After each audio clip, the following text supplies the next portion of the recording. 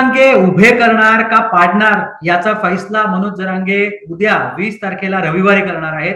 आणि नेमकी मनोज जरांगेंची भूमिका काय असेल याबाबत घेऊन टाकला काहीशी माहिती लागलेली आहे.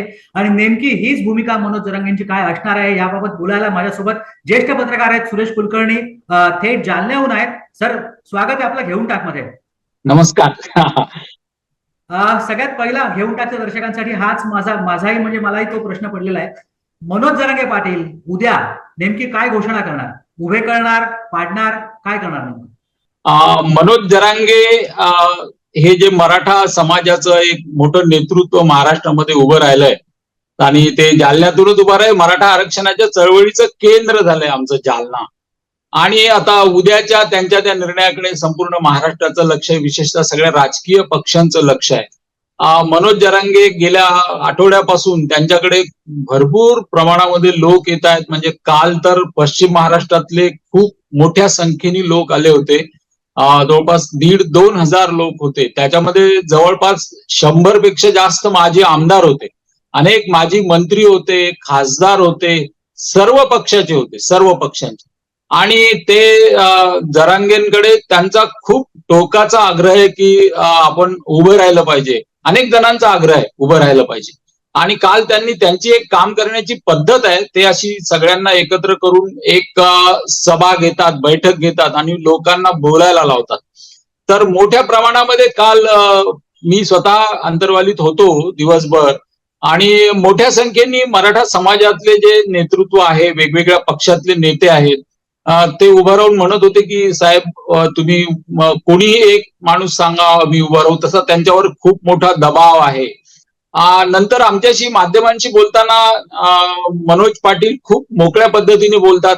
त्यांनी सांगितलं की माझ्यावर खूप असा म्हणजे प्रचंड अर्ज आले त्यांच्याकडे. जवळपास काल त्यांनी सांगितलं त्यांच्या जवळपास 1800 लोकांचे अर्ज आले. म्हणजे आता आपल्याकडे किती विधानसभा मतदारसंघ आहेत आणि तुम्ही कल्पना करा, म्हणजे एका विधानसभेतून सरासरी जरी आपण घेतलं तर 5 ते 10 पेक्षा जास्त लोकांनी त्यांच्याकडे अर्ज केले की आम्ही उभा राहायला इच्छुक आहोत, आमची तयारी आहे, अमका आहे, ढमका आहे.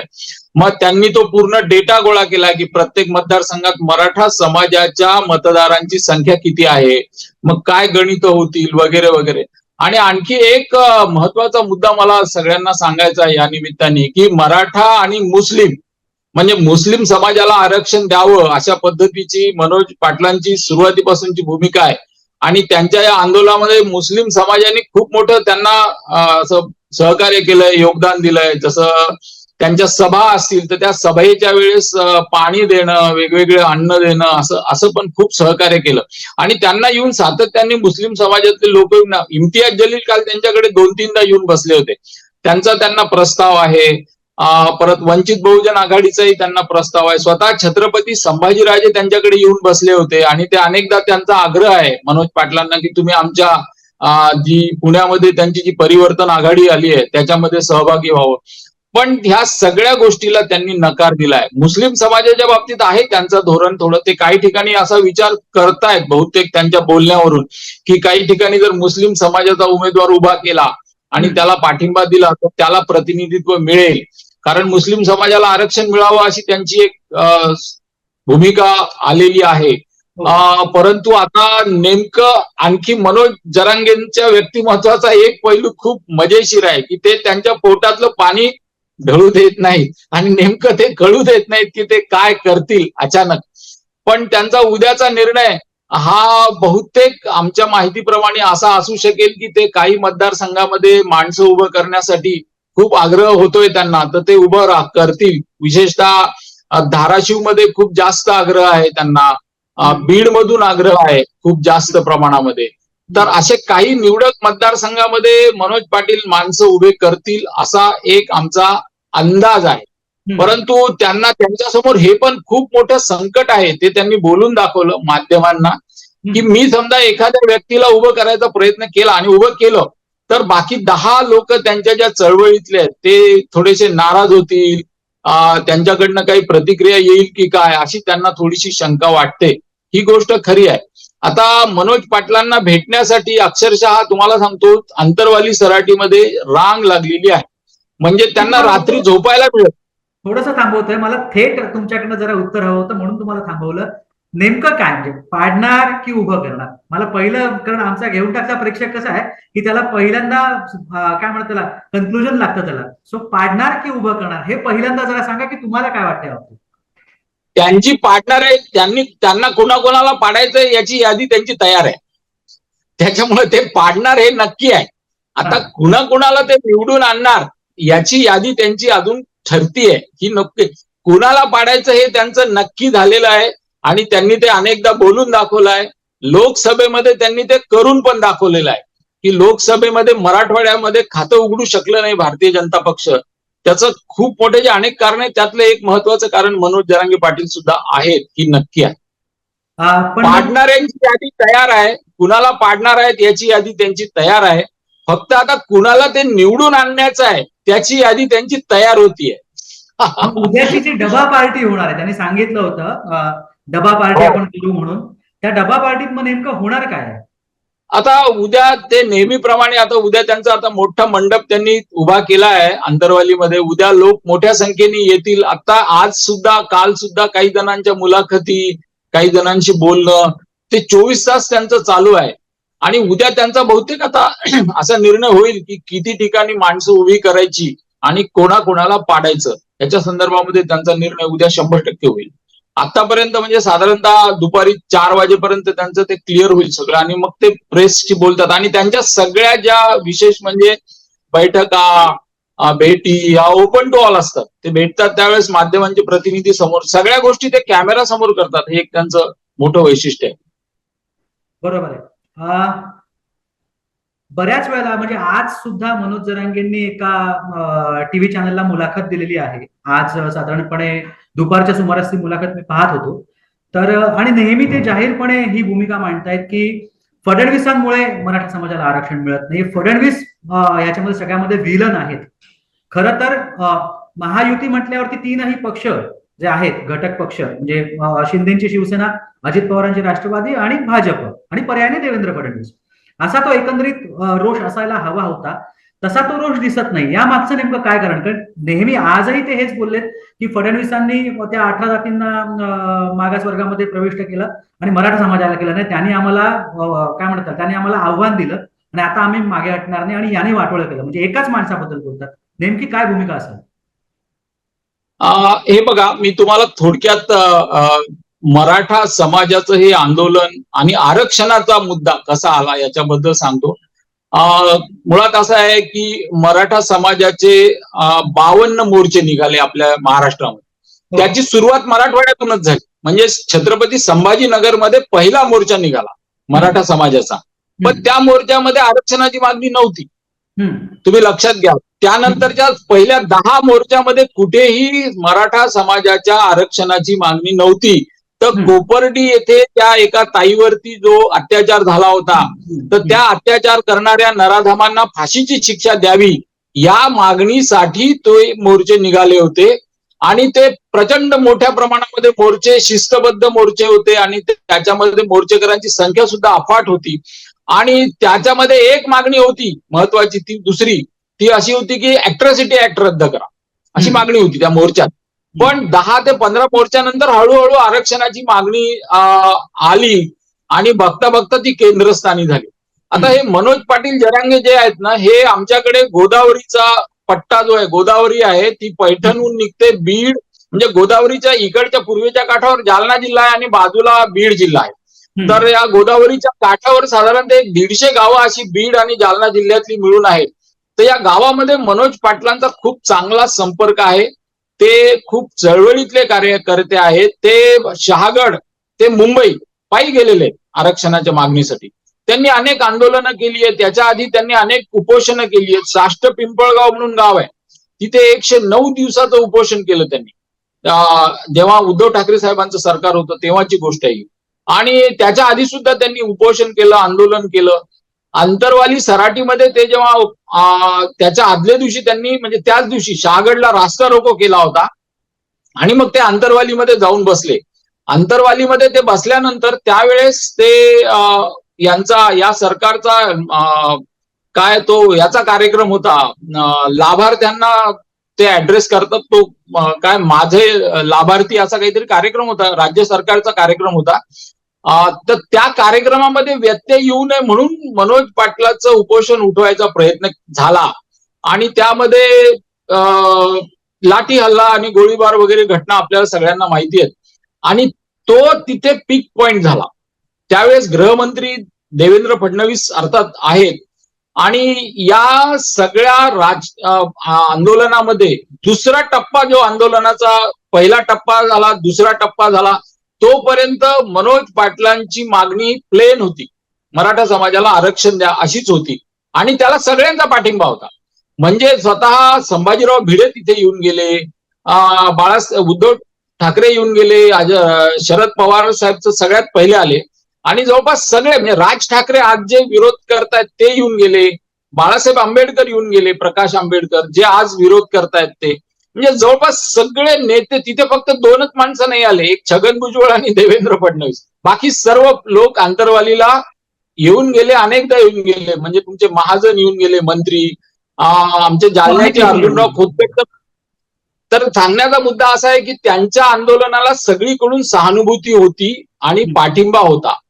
परंतु जेव्हा त्यांनी ओबीसी मधूनच पाहिजे असा आग्रह धरला तेव्हा ते आंदोलनाचा थोडासा बाजूला झाला. आणि देवेंद्र फडणवीस आणि भारतीय जनता पक्षाची जी भूमिका आहे की आम्ही ओबीसीचं आरक्षण कोणत्याही प्रकारे त्याला धक्का न लावता मराठा समाजाला आरक्षण देऊ, या एकमेव भूमिकेच्या पोटी ते देवेंद्र फडणवीसांच्या विरोधामध्ये बोलतात आणि टोकाच्या विरोधात बोलतात. आणि त्याच्या मागे आणखी दुसरे काही राजकीय कारण असू शकतो. कारण जर देवेंद्र फडणवीसांना टार्गेट केलं तर भारतीय जनता पक्षाला टार्गेट केल्यासारखं होतं आणि एका विशिष्ट बाकी मग जमाव मागे जमतो असंही एक थोडंसं राजकारण त्याच्यामध्ये नक्कीच आहे असं मला वाटतं. म्हणजे भाजपला पाडायचंय, नेमकं काय प्लॅनिंग काय आहे? म्हणजे तुम्ही आज मनोज जरांगेंच्या अतिशय जवळ असता, त्यांच्याशी खाजगीमध्ये तुमच्या गप्पा होतात, नेमकं काय आहे? नेमका इश्यू काय आहे नेमका? नाही, भारतीय जनता पक्ष आणि देवेंद्र फडणवीस, विशेषतः देवेंद्र फडणवीसांच्या विरोधामध्ये त्यांच्या मनामध्ये प्रचंड प्रमाणात आकस आहे. आणि देवेंद्रजींचं जे राजकारण आहे त्या राजकारणावरती ते सातत्याने बोलत असतात, सातत्याने देवेंद्र फडणवीसांच्या विरोधामध्ये वक्तव्य करणं आणि ते एक असं त्यांना म्हणजे देवेंद्र फडणवीस विरुद्ध. एकच मिनिट मला तुम्हाला थांबवायचं आहे. मला असं विचारायचं आहे तुम्हाला की एकीकडे सातत्याने फडणवीसांच्या विरोधात बोलतात, हे मी पण पाहिलेलं आहे, तुम्हाला तर माहितीच आहे. पण त्याच फडणवीसांच्या बाबतीत गेल्या काही दिवसांपूर्वी पर्यंत त्यांचं हे विधान होतं की आरक्षण जर का मराठ्यांना कोणी देऊ शकतंय तर फडणवीसच देऊ शकतात. म्हणजे मग हे दुहेरी म्हणजे काय म्हणतात, दो धार तलवार असं कशाला? म्हणजे त्यांची भूमिका बदलते हे मी वारंवार सांगतोय. मग तशी बदलताना पाहायला मिळते का तुम्हाला? नक्कीच नक्कीच. मनोज पाटलांच्या भूमिका आणि त्यांचं वक्तव्य सातत्याने बदलत जातं हे तर नेहमीच आहे. ते बदलत राहतात सातत्याने, हे खरं आहे की त्यांची मागणी आणि त्यांचे जे म्हणजे रोज त्यांच्यामध्ये नवीन काही गोष्टी त्यांना ऍड होतात. त्यांना महाराष्ट्रातून अनेक लोक भेटत असतात, वेगवेगळे सांगत असतात आणि तशी त्यांची भूमिका बदलत असते. राजकीय भूमिका सुद्धा त्यांची, आता तर ते पूर्णपणे राजकीय व्हायला लागले आहेत आणि ते बदलत असतात, ही गोष्ट खरी आहे. ते देवेंद्र फडणवीसांवर प्रेमही करतात आणि देवेंद्र फडणवीसांचा विरोधही करतात असं आम्हाला वाटतं बरेचदा. म्हणजे ते देवेंद्र फडणवीसच आरक्षण देऊ शकतात असं म्हणतात आणि देवेंद्र फडणवीसच आरक्षण देत नाहीयेत असं सुद्धा म्हणतात. आणि त्यांना ओबीसी मधूनच आरक्षण पाहिजे आहे आणि ते तर काही देवेंद्र फडणवीस काय कुणीच देऊ शकणार नाही. तर ते नसल्यामुळे त्यांनी मग ते देवेंद्र फडणवीसांना टार्गेट केलंय असं आम्हाला वाटतं. आणि त्याचा एक दूरगामी परिणाम आहे, त्याची एक प्रतिक्रिया आहे. देवेंद्र फडणवीसांना टार्गेट केल्यामुळं जे काही समजा भारतीय जनता पक्ष आहे आणि भारतीय जनता पक्ष हा तो हिंदुत्ववादी विचारामध्ये चालतो, मग तो हिंदुत्ववादी विचारामध्ये जर समजा फडणवीसांसारख्या म्हणजे फडणवीस म्हणजे ब्राह्मण जातीला जर समजा अशा पद्धतीने टार्गेट केल्या गेलं तर बाकीचा समाज मागे येतो अशी एक थेरी असावी त्यांच्या पाठीशी, असं माझं मत आहे, व्यक्तिगत मत आहे अर्थात हे, पण असं असू शकतं. त्यामुळे फडणवीसांना टार्गेट करण्यामागे तो एक उद्देश त्यांचा नक्कीच असेल. आणि बाकी जो त्यांच्या भोवती जमलेला राजकीय जमावडा आहे त्यांना ते आवडतं. त्याच्यात आणखी असं आहे की समोरच्या श्रोत्यांना बोललेलं जर आपलं कोणतं बोलणं आवडेल हे त्या वक्त्याला कळतं आणि मग त्याची पॉप्युलरिटी वाढते. तर तो सुद्धा एक त्यांच्या मागे उद्देश असू शकेल. कारण समोर जमलेले सगळेजण भारतीय जनता पक्ष आणि देवेंद्र फडणवीसांच्या विरोधातले लोक आहेत आणि त्यांच्यासमोर त्यांना तसं बोललेल्यानंतर मनोज पाटलांची लोकप्रियता आणखी वाढते, असं एक कदाचित त्याच्या मागे काय असू शकेल असं मला वाटतं. मराठवाड्यात आज जरांगेंकडे सगळ्या पक्षाची जशी माणसं येत आहेत तसं बऱ्याच मोठ्या प्रमाणावरती मी पाहतोय, म्हणजे काही जे व्हिडिओ समोर येतात वेगवेगळ्या न्यूज चॅनलच्या माध्यमातून, त्यात युवकांचा सहभाग खूप जास्त असतो, युवा वर्ग. तो का आहे नेमका, त्याच्या मागचं कारण काय, मनोज जरांगेंना एवढा सपोर्ट देण्यामागचं कारण? आणि दुसरा प्रश्न मला असा विचारायचा आहे की आता नेमकी ही जी भूमिका आहे तुम्ही जी सांगितलीत की उमेदवार काही ठिकाणी उभे करतील आणि काही ठिकाणी ह्याला पाडा म्हणून सांगतील, हे नेमकं काय आहे हे पण जरा समजावून सांगा. तुम्ही जो पहिला प्रश्न विचारला तो खूप महत्वाचा आहे. तुम्हाला सांगतो, आमचा जालना जिल्हा, जालना, बीड, हिंगोली, संभाजीनगर शहर वगळता ग्रामीण भाग आणि बीड, परत हिंगोली, परभणी, नांदेड हा जो मराठवाडा आहे हा अतिशय मागासलेला आहे. म्हणजे तुम्ही जर सगळ्या बाबतीतले जर इंडेक्स बघितले, जसं ह्युमन डेव्हलपमेंट इंडेक्स बघा, एज्युकेशनचा असरचा रिपोर्ट बघा, असरचा, किंवा बाकी पायाभूत सुविधा बघा, इकडे खूप भयंकर वाईट परिस्थिती आहे. म्हणजे मी स्वतः आंतरवाली सराटीच्या आजूबाजूच्या 22 गावाचं सर्वेक्षण केलंय. त्या सर्वेक्षणामध्ये मला असं आढळलंय की त्या ठिकाणी जे युवक आहेत त्या युवकांमध्ये 70% युवक पोस्ट ग्रॅज्युएट झालेले आहेत, म्हणजे सुशिक्षित आहेत. 30% त्यातले पोस्ट ग्रॅज्युएट आहेत, परंतु ते सगळे 100% बेकार आहेत. रोजगाराच्या कोणत्याच संधी नाहीयेत या भागामध्ये. या भागामध्ये म्हणजे मी बरेचदा असं म्हणतो की मराठवाड्याची परिस्थिती अशी आहे की इथे घोडे तयार होतात आणि ते एक्सपोर्ट होतात. म्हणजे काय होतं, समजा आमच्याकडचा एखादा मुलगा इंजिनियर झाला, तो कॉम्प्युटर इंजिनियर झाला, तर त्याला इथे रोजगार नाहीये, मराठवाड्यात कुठेच रोजगार नाहीये. मग तो जातो कुठे, पुण्याला जातो, नाही तर मुंबईला जातो. म्हणजे आमच्याकडे घोडा तयार होतो आणि तो एक्सपोर्ट होतो, आणि मग राहतात कोण खाली. तर अशी परिस्थिती आहे. शिक्षणाची परिस्थिती इतकी वाईट आहे की आमच्याकडे अप्रगत विद्यार्थ्यांची संख्या 85% आहे. म्हणजे हे असरचा रिपोर्ट सांगतो मी तुम्हाला. 85% म्हणजे काय, तर 85% मुलांना मराठीचे जोड शब्द लिहिता वाचता येत नाहीत, त्यांना बेरीज वजाबाकी गुणाकार येत नाही. शालेय शिक्षण, उच्च शिक्षण उद्ध्वस्त झालेलं आहे. त्याचा परिणाम असा आहे की डिग्र्या कागदोपत्री आहेत, परंतु काही स्किल नाहीये, ज्ञान नाहीये, त्यामुळे रोजगार नाहीये, खाजगी रोजगार नाहीये आणि सरकारी नोकऱ्या मिळण्याची शक्यताच नाहीये. आणि आणखी एक मुद्दा मला मुद्दाम सांगायचा, तो युवक काय येत आहेत. सर, गेल्या 3 वर्ष झाले जिल्हा परिषदा आणि पंचायत समित्यांच्या निवडणुका झालेल्या नाही. त्यामुळे आता आमच्या जिल्ह्यात 55 जिल्हा परिषदचे सर्कल आहेत आणि 110 पंचायत समितीचे सर्कल आहेत. हे एवढे सगळे जे पॉलिटिक्स मध्ये सक्रिय कार्यकर्ते आहेत, तरुण आहेत, ते सध्या बेकार आहेत.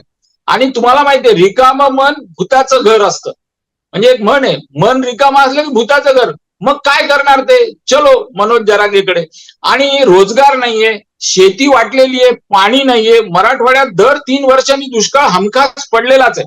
म्हणजे एक वर्षी पाऊस चांगला पडला तर दुसऱ्या वर्षी पडत नाही, तिसऱ्या वर्षी अतिवृष्टी होते, चौथ्या वर्षी एकदम दुष्काळ असतो. पाण्याचं नियोजन नाहीये, शेती नासलेली आहे, रोजगार नाहीये. त्यामुळे मोठ्या संख्येने हे तरुण सगळे मनोज जरांगेकडे आशेने बघतात. आणि मनोज जरांगेंची तर तुम्ही भाषणं ऐकली तर ते म्हणतात सगळं जे करायचंय ते आपल्या लेकरा बाळासाठी करायचंय, ते आपल्या मुलांसाठी करायचंय, माझ्या मुलाला सरकारी अधिकारी होण्यापासून हे होऊ देत नाहीत वगैरे. अशी जी त्यांची बोलण्याची लाईन आहे ती अपिलिंग आहे. ती मराठा समाजातल्या पोरांना ती एकदम आकर्षिल्या जाते. त्यामुळे प्रचंड मोठ्या संख्येने युवक तिथे त्यांच्या बाजूनी आलेला आहे. हे त्याचं महत्वाचं कारण आहे. अजून एक या भागातला मागासपणाचा इंडेक्स इतका भयंकर आहे की माझं तर व्यक्तिगत मत आहे की मराठा समाजाला आरक्षण मिळावं ही मागणीच नाहीये. म्हणजे माझं विधान मी थोडं धाडतो की मराठा समाजाला आरक्षण मिळावं ही मराठा समाजाची मागणीच नाहीये. तर या भागातला तुम्ही बघितलं मराठवाड्यात हे कॉन्सन्ट्रेट का झालं, तर या भागातला जो विकासाचा प्रचंड अनुशेष आहे. तुम्ही जर बघितलं तर पृथ्वीराज चव्हाण मुख्यमंत्री असताना त्यांनी विजय केळकर सरांची कमिटी मराठवाड्यात पाठवली होती, ती स्पेशली जालन्याला आली होती तो मागासपणाचे इंडेक्स शोधण्यासाठी. तर सर्वात मागास हा भाग आहे.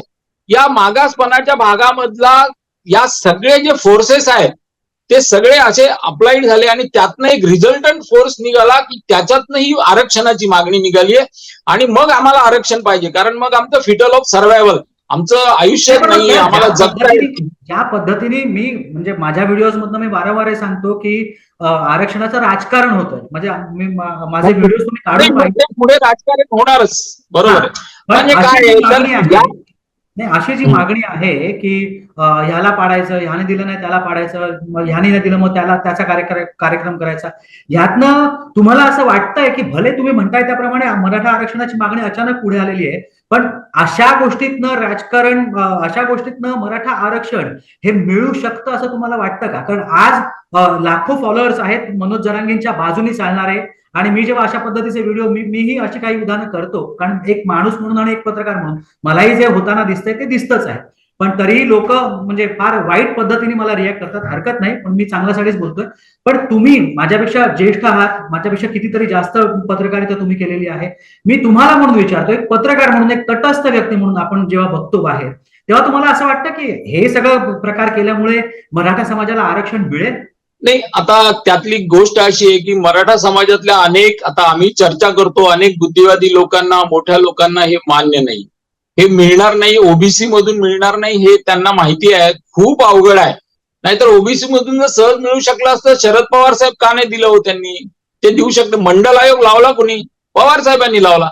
आणि मंडल आयोगामध्ये जर मराठा समाज आज मनोज पाटील म्हणतात आहे म्हणून, तर मग काहीच हरकत नव्हती. पण नाहीये, ती ओबीसी म्हणजे आतापर्यंत मागासवर्गीय आयोग 4 आयोगांनी ते नाकारलंय अनेक. पण परंतु आता काय झालंय माहितीये का, की मनोज पाटील जरांगेंच्या मागे इतकी प्रचंड शक्ती उभी राहिलेली आहे की थोडस सुद्धा कोणी अशा पद्धतीचं बोलायचा, मराठा समाजातलाही आहे, अन्य समाजातला तर विषयच नाही, तर प्रयत्न केला ना तर त्याला सामाजिक रोषाला बळी पडावं लागतं, प्रचंड मोठ्या सामाजिक रोषाला बळी पडावं लागतं. म्हणून तुम्ही बघितलं असेल, कन्फ्युजन मधनं मग हा निर्णय होतोय का? कन्फ्युज आहेत का मनोज जरांगे? नाही, मनोज जरांगे कन्फ्युज नाही आहेत, ते ठाम आहेत, ते अतिशय ठाम आहेत. त्यांच्या ठामपणाबद्दल 100% खात्री आहे, कारण ते खूप असे एकदम ठाम आहेत. ते कोणत्याही प्रलोभनाला बळी पडत नाही, दुसऱ्या कोणत्या गोष्टीला ते बळी पडत नाहीत. फक्त ते म्हणजे काय माहितीये का, त्यांच्यामध्ये एक खूप असा गुण आहे की ते परिस्थितीवरती लगेच स्वार होतात आणि त्या स्वार होऊन वेगळी भूमिका घेतात आणि मग ती भूमिका सगळ्यांना पटवून पण देतात. हे त्यांचं खूप मोठं कौशल्य आहे. म्हणजे ते बघा तुम्ही, ठाण्याला म्हणजे नवी मुंबईला मुख्यमंत्री एकनाथराव शिंदे साहेबांनी त्यांना तो सगळे सोयऱ्याचा GR दिला, त्यावेळेस गुलाल वगैरे उधळला, ते सगळं झालं. पण तिथून ते परत आल्यानंतर त्यांना त्याच्यातलं लक्षात आल्यानंतर लगेच त्या दुसऱ्या परिस्थितीवर स्वार झाले आणि आंदोलनाची दिशा बदलली आणि आंदोलन तेवढंच तीव्रतेने पुढे गेलं. असं त्यांचं प्रत्येक टप्प्यामध्ये आंदोलन पुढे नेण्याची जी, आणि त्या आंदोलनाला सहकार्य करणाऱ्या सगळ्या लोकांचं सहकार्य घेण्याची सुद्धा त्यांची खूप मोठी एक क्षमता आहे, मानसिकता आहे. ते त्यांना घेतात, बरोबर घेतात. त्यामुळे ते असं आंदोलन मोठं होत आहे. तर मला हेच सांगायचं की मराठवाड्यामध्ये तुम्ही बघा, नाम विस्ताराचं आंदोलन झालं, मराठवाडा विकासाचं आंदोलन झालं, ते सामाजिक आंदोलन झाले. त्याच्या मागे कारणच हे मागासलेपणाचं आहे. ही आंदोलनं जर आज हे मराठा समाजाचं आंदोलन आहे, कदाचित याचं काय व्हायचं ते होईल, पण हा भाग जर असाच राहिला तर अजून नवीन आंदोलन उभं राहतील, अजून नवीन समस्या उभं राहतील, अजून नवीन गोष्टी उभं राहतील. त्यामुळे काय आहे की सिम्प्टोमॅटिक ट्रीटमेंट जी असते ना मध्ये, तशी ट्रीटमेंट करून हे प्रश्न मिटणार नाहीत. तर याच्या मुळाशी तुम्हाला जावं लागेल. आज आता जालन्यामध्ये ड्रायपोर्ट ची स्थापना झाली, 12 वर्ष झाले. आता ड्रायपोर्ट म्हणजे काय, आमच्याकडे नितीन गडकरी आले होते, केंद्रीय मंत्री, आणि त्यांनी ड्रायपोर्ट उभा केला, पहिला ड्रायपोर्ट महाराष्ट्रातला. ते म्हणाले की बाबा ड्रायपोर्ट म्हणजे पोर्ट, बंदर, तर बंदराच्या काठावर जे शहर असतं त्याचा विकास होतो. आणि मग ते म्हणाले की जालना विल बी मुंबई, काही दिवसात होईल. पण आज 12 वर्ष झाले तिथे काही नाही. आमच्याकडे ICT कॉलेज आलं, ICT म्हणजे मुंबईचं जे UDCT कॉलेज आहे त्याची ब्रँच आहे. आज 7 वर्ष झाले तिथे काही नाही. 25% विद्यार्थ्यांचे ऍडमिशन होत नाहीत तिथं. त्यानंतर सीड पार्कची घोषणा केली, त्याचं काही झालं नाही. आता म्हणजे अनेक जे रोजगार निर्मितीचे काही जे प्रकल्प होते मोठे, एज्युकेशन शिक्षणासाठीचे, ते काहीच होत नाहीत. शिक्षण आणि रोजगार याच्यामध्ये खूप मागे आहे. त्याचा हा सगळा परिणाम. आणि जर असं राहिलं ना तर आज मराठा आहे, उद्या आणखी काहीतरी होईल आणि हे चालतच राहील. तुम्ही मागचा इतिहास काढून बघा स्वातंत्र्यानंतरचा, तर हे असंच चालणार आहे. नक्की सर, खूप धन्यवाद. तुम्ही वेळ दिलात आणि घेऊन टाक बरोबर एवढी चांगली माहिती शेअर केलीत. तर ज्याप्रमाणे कुलकर्णी सरने सांगितलेलं आहे की मनोज जरांगेंची नेमकी दिशा काय असणार आहे, तर काही ठिकाणी ह्याला पाड अशी भूमिका असणार आहे आणि काही ठिकाणी उमेदवार उभे कर अशी भूमिका मनोज जरांगेंची असणार आहे. आणि उद्या म्हणजेच 20 तारखेला ही भूमिका मनोज जरांगे साधारणपणे दुपारी 4-4:30च्या आसपास पत्रकारांची परिषद घेतील आणि मग त्याच्यामध्ये ते जाहीर करतील. पुन्हा एकदा कुलकर्णी सर खूप धन्यवाद घेऊन टाक बरोबर जोडल्याबद्दल. आणि तुम्ही सुद्धा, मी मराठा बांधव जे माझे आहेत त्यांनाही मी कायम सांगत असतो की अशा पद्धतीने आक्रमकपणे कुठलंही आरक्षण मिळत नसतं. सरकार बरोबर उभं राहून त्या समस्यांमधनं तोडगा काढायला लागतो आणि तेव्हा तो तोडगा काढल्यानंतर मग आपल्याला जे आरक्षण आहे ते आरक्षण मिळत असतं. आणि त्यामुळेच घेऊन टाक कायम ही भूमिका घेत आलेला आहे की आक्रस्ताळेपणाने कुठल्याही पद्धतीने तुम्हाला आरक्षण. एक छोटी ताजी माहिती मी शेअर करतो तुम्हाला की आता आमच्याकडे पोलीस भरती झाली जालना जिल्ह्यात. त्या पोलीस भरतीमध्ये मी आताच माहिती आणली ती. तर पोलीस भरतीमध्ये 102 पोलीस भरती झाली. त्याच्यामध्ये मराठा समाजाचे 28 पोलीस भरती झाले. त्याच्यामध्ये 10% जे आरक्षण मिळालेलं आहे मराठा म्हणून, त्याच्यामध्ये 10 पोलीस आणि ओपन मधून 18 असे 28 पोलीस हेड कॉन्स्टेबल मराठा समाजाचे निवडल्या गेलेले आहेत. त्यामुळे आता एससीचे 12, एसटीचे 8, ओबीसीचे 28, एसबीसीचे 10 आणि ईडब्ल्यूएस मध्ये 12 पोलीस निवडल्या गेले. त्या 12 मध्ये 9 मुस्लिम आहेत आणि एकच ओपनचा आहे. म्हणजे तुम्ही बघा या सगळ्या प्रकरणाचा किती गंभीर, म्हणजे 10% आरक्षण जे मराठा समाजाला मिळाले त्याच्यामध्ये 10 पोलीस मराठा समाजाचे निवडलेत, शिवाय 18 ओपन मधून निवडल्या गेलेत, म्हणजे 28 पोलीस निवडल्या गेलेत. तर म्हणजे मला सांगण्याचा मुद्दा असा आहे की नौकर भरतीमध्ये मराठा समाजावरती इतका मोठा अन्याय होत नाही. 10% आरक्षण त्यांना जे दिलेलं आहे राज्य सरकारने त्याची 100% अंमलबजावणी इथं होत आहे. आणि तुम्ही कृपया घेऊन टाक या चॅनलला सबस्क्राईब करा आणि हा व्हिडिओ तुम्हाला कसा वाटला ते सुद्धा आम्हाला कमेंट बॉक्समध्ये नक्की कमेंट करून नक्की सांगा.